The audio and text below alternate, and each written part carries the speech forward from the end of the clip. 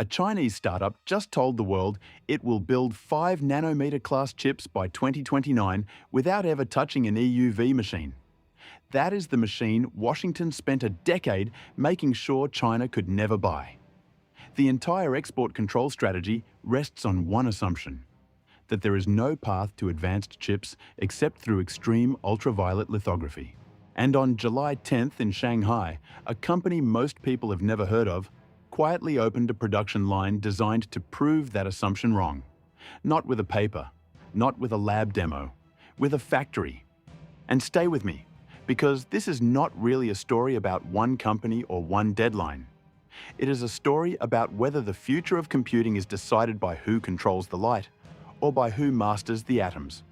Those are two completely different wars, and only one of them has rules written for it. Here is the hard data. On July 10th, a Shanghai-based startup called Yuanjiwei unveiled what it claims is the world's first 8-inch pilot production line for two-dimensional semiconductors. The announcement came through the company's own WeChat account, and the South China Morning Post picked it up the next day. According to the company, the line supports tape-out, the final stage of chip design, and covers the entire manufacturing process from two-dimensional material preparation all the way to chip integration. In other words, the claim is not a single tool or process step. It is a complete pipeline, end-to-end, on 8-inch wafers. And the roadmap attached to it is aggressive to the point of provocation. Chairman Bao Wenzhong says the company aims to establish a manufacturing process comparable to a 90-nanometer silicon node by the end of 2026. Then, by 2029, a fully domestic process equivalent to 5-nanometer chips. Without EUV, without the one machine that ASML builds in the Netherlands and that no Chinese fab is allowed to purchase. Hold on to one thing as we go. Those dates are the company's stated ambitions, announced at its own launch event. Nobody outside Yuanjiwei has verified any of it, and we will come back to exactly how large the gap between claim and reality really is. If that name, Bao Wenzhong, sounds familiar to viewers of this channel, it should. It is the same name attached to the Fudan University research lineage behind the WUJI processor, the two-dimensional RISC-V chip we covered earlier this year. That was laboratory science published in a journal. This is something categorically different.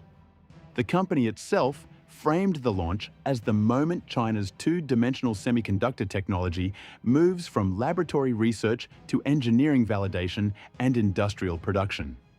That phrase matters.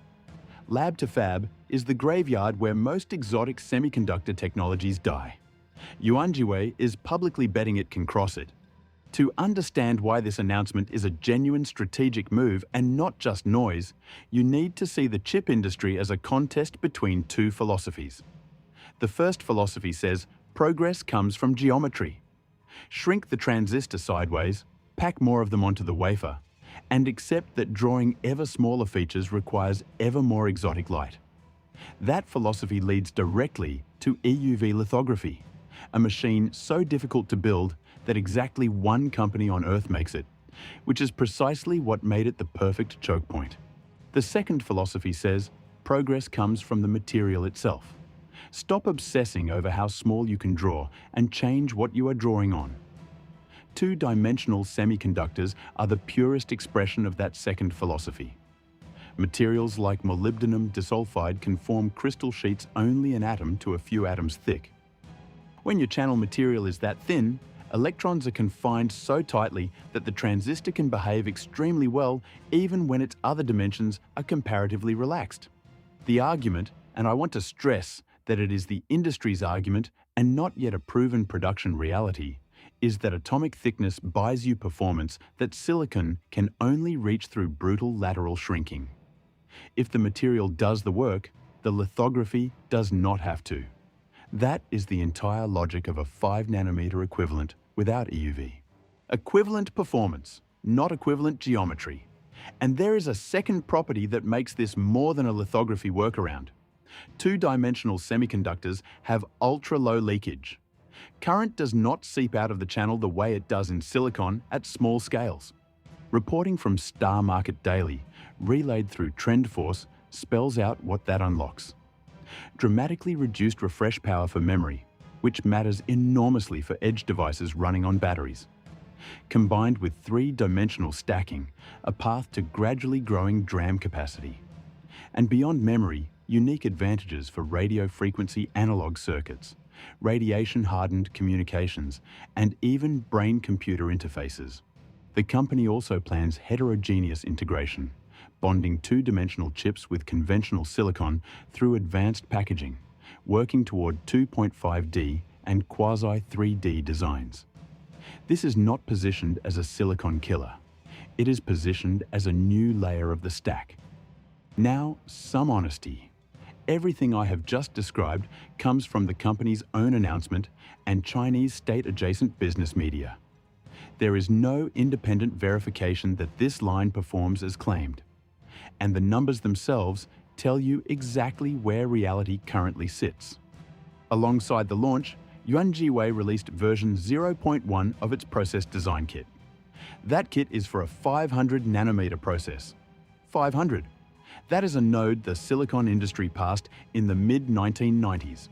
So the honest picture is this. A company shipping a 1990s equivalent design kit today is promising a 90 nanometer equivalent in 18 months and a 5 nanometer equivalent in 3.5 years. That is not a roadmap. That is a moonshot with a press release. The phrase 5 nanometer equivalent is also doing heavy lifting because there is no agreed standard for translating two-dimensional device performance into silicon node names, and every company in this space chooses the comparison that flatters it. Wafer scale material uniformity, contact resistance, and yield remain the three problems that have kept two-dimensional semiconductors in laboratories for 15 years. None of them are solved by announcing a building. Treat every date in this story as ambition, not fact. But here is what makes this worth your next 3 minutes anyway. Because even discounted for hype, 3 things happened in Shanghai that almost nobody noticed. First, the tactical layer. Yuanjiwei did not just show a machine. It released a process design kit and opened foundry tape-out services. However primitive version 0.1 may be, a PDK is an invitation. It means outside chip designers can start building for this platform today at 500 nanometers and ride the process as it matures. That is how ecosystems form. TSMC's dominance was never just about tools. It was about thousands of designers fluent in its design kits. Someone in Shanghai clearly studied that playbook. Second, the strategic layer. Look at who stood on that stage. Fan Hao, the Director of Advanced Materials at the Shanghai Municipal Commission of Science and Technology, personally spoke at the unveiling and called two-dimensional chips one of the most promising directions for next-generation semiconductors. When a municipal science commission shows up to bless a startup's factory opening, you are not looking at a venture bet. You are looking at industrial policy wearing a startup's badge. Shanghai is positioning itself as the place where China's post-silicon experiments get their first production lines. And this is the second two-dimensional milestone to come out of that city's research orbit in under 2 years. Third, the existential layer. The entire architecture of semiconductor export controls is built on a chokepoint theory. Control EUV, control the future. Every restriction, every entity list, every diplomatic pressure campaign on the Netherlands flows from that single premise. Two-dimensional semiconductors are an attempt to dissolve the premise itself. If they work at scale, the contest stops being about who controls the light and becomes about who masters the atoms. A field where the choke points have never been mapped and the export controls have never been written. You cannot embargo a philosophy. Yuanjiwei will probably miss its 2029 target. Most moonshots miss. But the question that should keep strategists awake is not whether this one company hits its dates. It is whether the assumption underneath a decade of policy that there is only one road to advanced chips was ever true at all. Because if even one alternative road exists, then somewhere in Shanghai, someone just started paving it. If this story gave you a new way to see the chip war, subscribe now. Because we track the moves that don't make the headlines, the shifts that rewrite global power before the mainstream catches on.